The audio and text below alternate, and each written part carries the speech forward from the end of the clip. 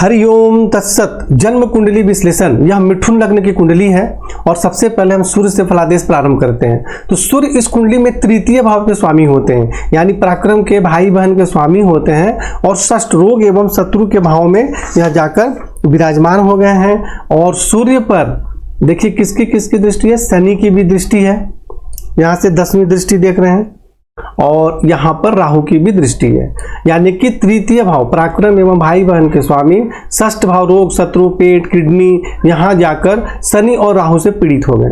तो और सूर्य कमजोर भी हैं, 28 अंश के हैं, बिल्कुल कमजोर हैं, तो जिसके कारण भाई बहन के सुख में कमी एवं परेशानी होती है। शत्रु पक्ष से कठिनाई एवं परेशानियों का सामना करना पड़ता है। पेट में किसी प्रकार की बीमारी होने की भी संभावना रहती है। और यहाँ से सूर्य द्वादश भाव में दृष्टि डाल रहे हैं, यहाँ से तो द्वादश भाव में दृष्टि के कारण बाहरी स्थानों के संबंध से कुछ सफलता प्राप्त होती है, लेकिन सूर्य खुद ही पीड़ित है तो कोई विशेष अच्छा लाभ नहीं देते हैं। तो इसलिए यहाँ पे हमें सूर्य का मंत्र जाप करना है, जल अर्पित करना है और राहु एवं शनि से संबंधित उपाय करना अत्यंत ही आवश्यक है। अब जैसे ये छोटा बच्चा है अगर, तो अभी तो जल नहीं दे सकता है, तो आप जैसे थोड़ा बड़ा हो जाए तो आप इसके हाथों से प्रारंभ से ही जल दिलवाना, और जब बोलना चालू हो जाए, मंत्र वगैरह बोल सके, तो सूर्य का मंत्र जाप करवाना प्रारंभ करें। और यहाँ पे एक बात और हमें देखनी है कि जैसे कोई कोई कुंडली में कोई कोई ग्रह जो होते हैं वो आगे पीछे 2 घर का फल देते हैं, जिसको चलित कुंडली बोलते हैं। देखिए सूर्य के पास जैसे सामने प्लस है, यानी कि सूर्य जो है षष्ठ भाव में जो है इसका तो फलादेश तो कर ही रहे हैं, लेकिन चलित कुंडली के अनुसार सप्तम भाव का भी फलादेश कर रहे हैं। तो सूर्य जब यहाँ आ जाएंगे, यहाँ पर जब सूर्य है तो शनि और राहु से पीड़ित है, लेकिन यहाँ है तो सूर्य पीड़ित नहीं है, तो यहाँ आएंगे तो मतलब पत्नी एवं वैवाहिक जीवन का सुख प्राप्त होता है, दैनिक रोजगार में सफलता प्राप्त होती है। और शुक्र जो है एक अग्नि तत्व ग्रह है, जिसके कारण कुछ मतभेद भी बना रहता है। तो हमने आपको लग्न कुंडली और चलित कुंडली दोनों का ही फलादेश में बता रहा हूँ, लेकिन उपाय जो आपकी कुंडली में बताए गए हैं वही करना है। यानी कि अगर चलित कुंडली में भी कोई परेशानी हो या लग्न कुंडली में कहीं भी कोई परेशानी हो तो हमें उसका उपाय करना चाहिए। चंद्रमा जो है इस कुंडली में द्वितीय भाव के स्वामी है, धन एवं कुटुंब के स्वामी है, और ये द्वादश भाव में चले गए हैं, देखिए यहाँ, और इस पर केतु की दृष्टि भी है। चंद्रमा जो है धन एवं कुटुंब के स्वामी है और द्वादश भाव यानी खर्च के स्वामी होते हैं, विदेश के स्वामी होते हैं, और 3 अंश के हैं, बिल्कुल कमजोर हैं, अंश बल में कमजोर है, हालांकि पक्ष बल में तो थोड़ा ठीक है, और इस पर केतु की दृष्टि हो गई, तो जिसके कारण धन एवं कुटुंब के सुख में कठिनाई एवं परेशानी होती है। धन का संग्रह ठीक से नहीं हो पाता है और फिजूल फालतू खर्च भी होता है, रोग में, बीमारी में, तरह तरह के चीज़ों में धन का खर्च हो जाता है, मानसिक परेशानी बनी रहती है, नींद ठीक से नहीं आती है। और जब चंद्रमा कुंडली में पीड़ित हो जाते हैं तो छोटे बच्चे, जब तक बच्चे 11-12 साल के होते हैं तब तक उनके स्वास्थ्य से संबंधित बहुत ही खतरा रहता है, जिसे बालारिष्ट योग भी कहते हैं।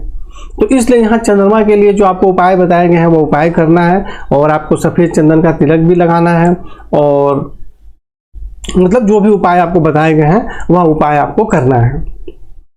मंगल जो है इस कुंडली में आय भाव के स्वामी है और षष्ठ भाव रोग एवं शत्रु के स्वामी है, और मिथुन लग्न की कुंडली में मंगल को अकारक माना जाता है। और मंगल यहाँ कहाँ विराजमान है, द्वितीय भाव में और अपने नीच राशि में। मंगल द्वितीय भाव में और अपने नीच राशि में विराजमान है, परंतु मंगल वक्री है। देखिए पहला बात कि मंगल वक्री है और द्वितीय भाव के स्वामी, मतलब मंगल चंद्रमा के घर में नीच राशि में विराजमान हो गया, लेकिन चंद्रमा यहाँ उच्च राशि में विराजमान है, और मंगल वक्री भी है, इसलिए इसका नीच भंग हो जाएगा, यानी कि मंगल को नीच राशि में विराजमान नहीं माना जाएगा, परंतु मंगल राहु से पीड़ित हो जाएंगे। भाई यहाँ पे सिर्फ वक्री होने से नीच भंग तो होगा, परंतु मंगल राहु से पीड़ित हो गए, तो जिसके कारण धन एवं कुटुंब के सुख में कठिनाई एवं परेशानी होती है, धन का संग्रह ठीक से नहीं हो पाता है, कुटुंब जो होते हैं परिवार के वह भी सहयोग नहीं मिलता है, आमदनी प्राप्त करने में भी कठिनाइयों का सामना करना पड़ता है, और रोग और शत्रु के कारण भी परेशानी होती है। कई बार कर्ज भी ज़्यादा लेते हैं तो उसके चक्कर में भी फंस जाते हैं, चुका नहीं पाते हैं, तो इस प्रकार की कई सारी परेशानियाँ होती है। और जैसे कि ऐसे व्यक्ति का जो वाणी में भी उग्रता हो जाती है और अपशब्द भी मुँह से निकल जाता है, खाने पीने की चीज़ों से भी किसी प्रकार का इन्फेक्शन हो सकता है। तो इन सब चीजों का बचपन से ही आपको इसके विषय में ध्यान देना जरूरी है। और मंगल यहां से जब दृष्टि डाल रहे हैं पंचम भाव में, तो जिसके कारण विद्या बुद्धि के क्षेत्र में सफलता प्राप्त होती है, परंतु संतान से संबंधित कुछ परेशानी होती है। और अष्टम भाव में दृष्टि के कारण आयु में वृद्धि होती है, परंतु नवम भाव में दृष्टि के कारण भाग्य की उन्नति में कठिनाइयों का सामना करता है, क्योंकि शनि पे मंगल दृष्टि डाल रहे हैं, तो जिसके कारण भाग्य की उन्नति में, स्वास्थ्य में, आयु में, इन सब चीजों में भी कठिनाई एवं परेशानियों का सामना करना पड़ता है। तो इसलिए आपको मंगल से संबंधित जो उपाय बताए गए हैं वह उपाय आपको करना है, और मंगल का रत्न बिल्कुल भी धारण नहीं करना है। तो मंगल से जो उपाय आपको बताए गए हैं वह करना है, और साथ में मंगल पर राहु की दृष्टि है, तो राहु का भी दान एवं उपाय करना तो जरूरी ही है। बुध जो है इस कुंडली में लगने से सबसे मुख्य ग्रह हैं, और ये कहाँ चले गए? षष्ठ भाव में चले गए, यानी रोग और शत्रु के घर में आ गए, कर्ज के घर में बुध आ गए। हालांकि 13 अंश के हैं, वक्री हैं, अंश बल में तो ठीक है, सूर्य के साथ भी विराजमान है, जिसको कि बुध आदित्य योग बोला जाता है। परंतु यहाँ पे जब सूर्य खुद शनि से पीड़ित है और ये षष्ठ भाव में बैठे हैं, तो इस बुध आदित्य योग बनने का कोई विशेष लाभ प्राप्त होने वाला नहीं है। जब ये किसी शुभ भाव के स्वामी होकर, दोनों ही शुभ भाव के स्वामी हो और शुभ भाव में जब बने, तब जाकर उसका श्रेष्ठ लाभ प्राप्त होता है। तो यहाँ बुध के विराजमान होने से क्या होगा कि भाई स्वास्थ्य और जीवन की उन्नति में कठिनाई एवं परेशानी होगा, संघर्ष में जीवन रहता है, और नौकरी में तो सफलता प्राप्त होगी, शत्रु पक्ष पर भी प्रभाव रहेगा, लेकिन माता, भूमि, भवन, स्वास्थ्य एवं जीवन की उन्नति में कठिनाई एवं परेशानी होती है। यहाँ से बुध द्वादश भाव में दृष्टि डाल रहे हैं, जिसके कारण बाहरी स्थानों के संपर्क से सहयोग भी प्राप्त होता है जीवन में। गुरु जो है इस कुंडली में सप्तम भाव के स्वामी है, यानी पत्नी एवं वैवाहिक जीवन के स्वामी, और दसम भाव के स्वामी है, पिता, राज्य, रोजगार के स्वामी हैं, और यह भी चले गए द्वादश भाव में। देखिए ये भी अंश बल में ठीक है, परंतु चल गए द्वादश भाव में। अब द्वादश भाव में गुरु जब चले गए, तो यहाँ पर भी पत्नी, वैवाहिक जीवन, पिता, राज्य, रोजगार के क्षेत्र में कुछ कठिनाई एवं परेशानी होती है। ऐसे व्यक्ति स्वयं का पूंजी लगाकर अगर व्यापार करते हैं तो सफलता प्राप्त नहीं होती है। ऐसे व्यक्ति को नौकरी करना चाहिए। नौकरी कहाँ करना चाहिए? या विदेश में, या विदेशी कंपनी में, या कोई बाहरी स्थानों के संपर्क से नौकरी करेंगे, तब आपको अच्छी सफलता प्राप्त होगी। मतलब ऐसे व्यक्ति की जो है, पहला बात कि व्यापार खुद का करेंगे सफलता नहीं मिलेगी। दूसरी बात, ये जन्म स्थान से दूर जाकर या विदेशी कंपनियों के माध्यम से अगर कोई जॉब करेंगे तो उसमें इनको अच्छी सफलता प्राप्त होगी। यहां से गुरु दृष्टि डाल रहे हैं चतुर्थ भाव में, जिसके कारण माता, भूमि, भवन का सुख प्राप्त होता है। षष्ठ भाव में दृष्टि के कारण शत्रु पक्ष पर प्रभाव रहता है, और नौकरी में बहुत अच्छी सफलता प्राप्त होती है, यानी नौकरी में सफलता प्राप्त होगी। व्यापार में पूर्ण सफलता प्राप्त नहीं होगी, ननिहाल पक्ष से भी सहयोग प्राप्त होता है। और यहां से गुरु दृष्टि डाल रहे हैं अष्टम भाव में, जिसके कारण की आयु में वृद्धि इत्यादि होती है। शुक्र के विषय में चर्चा करते हैं, तो जो शुक्र है वह इस कुंडली में पंचम भाव के स्वामी है, यानी विद्या, बुद्धि, संतान के स्वामी है और विदेश के स्वामी है, और यह अष्टम भाव में विराजमान हो गए। तो अष्टम भाव में विराजमान होने के कारण कुछ कठिनाइयों के साथ विद्या, बुद्धि, संतान का सुख प्राप्त होता है।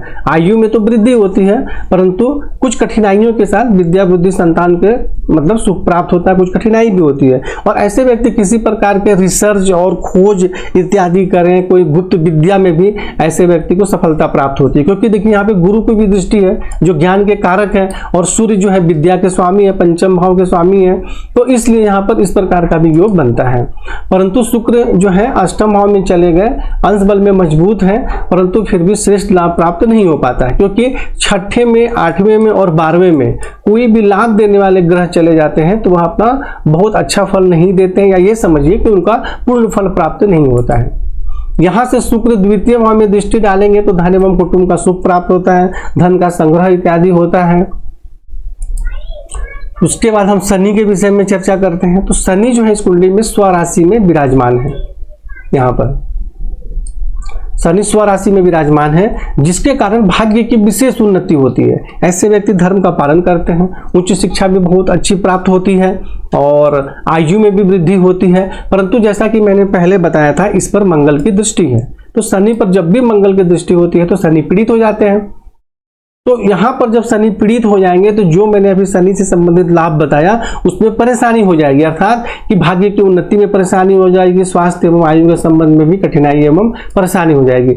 और यहाँ से शनि जब दृष्टि डालेंगे एकादश भाव में तो कुछ कठिनाइयों के साथ आमदनी के क्षेत्र में सफलता प्राप्त होती है। तृतीय भाव में दृष्टि के कारण पराक्रम में वृद्धि होती है, परंतु भाई बहन के सुख में परेशानी होती है। और यहाँ से सूर्य को भी षष्ठ भाव में दृष्टि डाल रहे हैं, तो जिसके कारण भाई बहन के सुख में कठिनाई एवं परेशानी होती है। शत्रु पक्ष से भी कठिनाई एवं परेशानियों का सामना करना पड़ता है और पेट में भी किसी प्रकार की बीमारी होती है। ऐसे व्यक्ति को पथरी की बीमारी होने की बहुत ज्यादा संभावना रहती है। तो इस बात का भी ध्यान रखें, क्योंकि राहु की भी दृष्टि और शनि की भी दृष्टि षष्ठ भाव में है और सूर्य पर है, तो पथरी की बीमारी निश्चित ही ऐसे व्यक्ति को होती है। तो यह सब चीज जब आपको बचपन में पता चल गया तो आप आगे अपने विशेष ध्यान रख सकते हैं कि यह सब बीमारी क्यों होती है। तो उन सब चीजों का जो है सावधानी रहना चाहिए, चाहे खान पान में आप उसको कंट्रोल कर सकते हैं। और चलित कुंडली में जो शनि है, देखिए यहाँ पर शनि के सामने प्लस है, तो यहाँ शनि यहाँ का भी फल दे रहे हैं। तो यहाँ आ जाएंगे तो कुछ कठिनाइयों के साथ पिता राज रोजगार के क्षेत्र में सफलता प्राप्त होती है।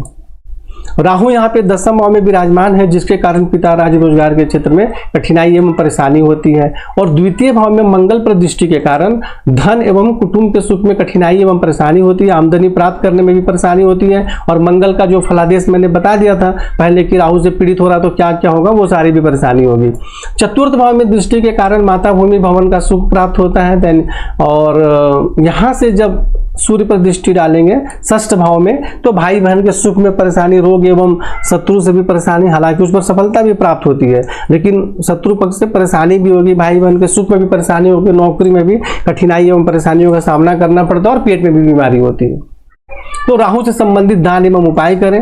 केतु यहाँ पर चतुर्थ भाव में है तो कुछ कठिनाइयों के साथ माता भूमि भवन का सुख प्राप्त होता है। ऐसे व्यक्ति को अपनी मातृभूमि का वियोग सहना पड़ता है। और जब यहाँ पर अष्टम भाव में दृष्टि डालेंगे तो स्वास्थ्य एवं आयु के संबंध में परेशानी होती है। पेट के सबसे निचले भाग में किसी प्रकार की बीमारी जैसे पाइल्स इत्यादि होने की संभावना रहती है, या कूल्हे के आसपास भी चोट इत्यादि लगने की संभावना रहती है। दसम भाव में दृष्टि डालेंगे तो पिता राज रोजगार के क्षेत्र में सुख सम्मान एवं सफलता प्राप्त होती है। लेकिन द्वादश भाव में जब चंद्रमा पर दृष्टि डालेंगे तो धन एवं कुटुंब के सुख में कठिनाई एवं परेशानी होती है, नींद सही प्रकार से नहीं आती है और अत्यधिक एवं फिजूल खर्च के कारण भी परेशानियों का सामना करना पड़ता है और आंखों से संबंधित बीमारी होने की संभावना रहती है। तो इस प्रकार आपको हमने फलादेश समझाने के लिए यह वीडियो बनाया है और आपकी कुंडली में संपूर्ण फलादेश बताए गए हैं। अब आपको लगेगा कि इस कुंडली में तो इतनी सारी परेशानी है, तो इससे घबराने की जरूरत नहीं है। बचपन में कुंडली बनवाने का यही लाभ है कि हम अभी से जो भी इसके जीवन में प्रॉब्लम है उसको हम सुधार कर सकते हैं, उसको ठीक कर सकते हैं। और इसलिए आप हमसे जुड़े हुए हैं, तो इसलिए आप हमसे जुड़े रहिए और अभी से बच्चे के उज्जवल भविष्य के लिए हमें तैयारी करनी है और जो जो भी कमियां हैं उसको दूर करना है। हरि ओम तत्सत।